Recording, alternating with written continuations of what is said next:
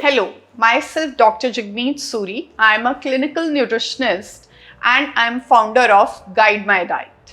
So first video में हमने discuss किया था प्रोटीन लीकेज और प्रोटीन यूरिया के बारे में. आज हम डिस्कस कर रहे हैं कि how to manage with your diet pattern. सबसे इम्पॉर्टेंट जो रहता है, जैसे हमने लास्ट वीडियो में बताया था कि कॉजेज़ क्या क्या हैं, तो सबसे पहले अंडरलाइंग कॉजेज़ जो हैं उनको हमें ठीक करना है. जैसे कि अगर डिहाइड्रेशन है तो अपने डिहाइड्रेशन को थ्रू वाटर इनटेक आप उन सब चीज़ों के साथ फुलफिल कर सकते हैं. प्लस अगर हाई बीपी या आपको हाई शुगर है तो डेफिनेटली उसमें आप अपने फिजिशियन से, अपने डाइटिशियन के साथ कंसल्ट करके अपने लेवल्स को नॉर्मलाइज करने की कोशिश कीजिए. डाइटरी टिप्स में जो हमें स्पेसिफिकली चीज़ों का ध्यान रखना है उसमें सबसे इम्पॉर्टेंट चीज़ आती है पोटाशियम लेवल.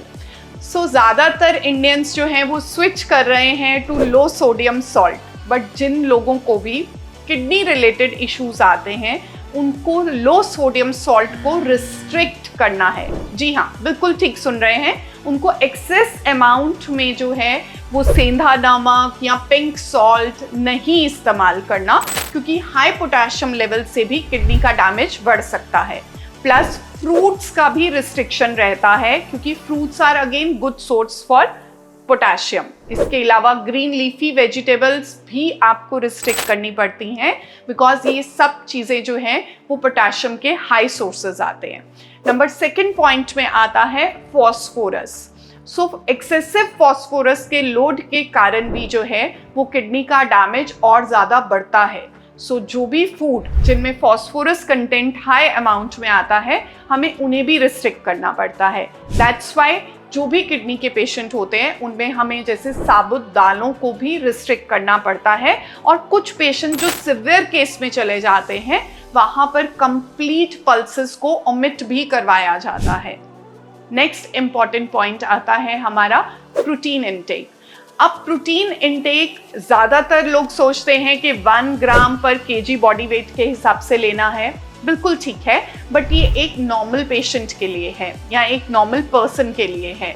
बट अगर आपको कोई भी डिजीज़ है तो रेंडम सिलेक्शन ऑफ प्रोटीन आप नहीं कर सकते हैं. स्पेसिफिक अमाउंट ऑफ प्रोटीन जो है वो आपके बॉडी वेट के अकॉर्डिंग, आपकी मेडिकल कंडीशन और आपकी ब्लड रिपोर्ट्स के अकॉर्डिंग ही प्रिस्क्राइब किया जाता है. यहाँ पर काफ़ी फैक्टर्स जो हैं वो इम्पॉर्टेंट रोल प्ले करते हैं, जैसे कि आपका GFR लेवल क्या है, आपका सीरम क्रेटिनाइन वैल्यूज़ क्या हैं, आपके जो पोटेशियम है या फॉस्फोरस है उसकी क्या वैल्यूज़ हैं. उसी के अकॉर्डिंग जो है वो पर पर्सन जो रिक्वायरमेंट ऑफ प्रोटीन है वो डिफ़र कर जाता है. For that you have to consult या तो फिजिशियन या फिर अपने डाइटिशियन के साथ. नेक्स्ट आता है कि हमें प्रोटीन एक्चुअली जो लेना है वो कौन से वाला लेना है.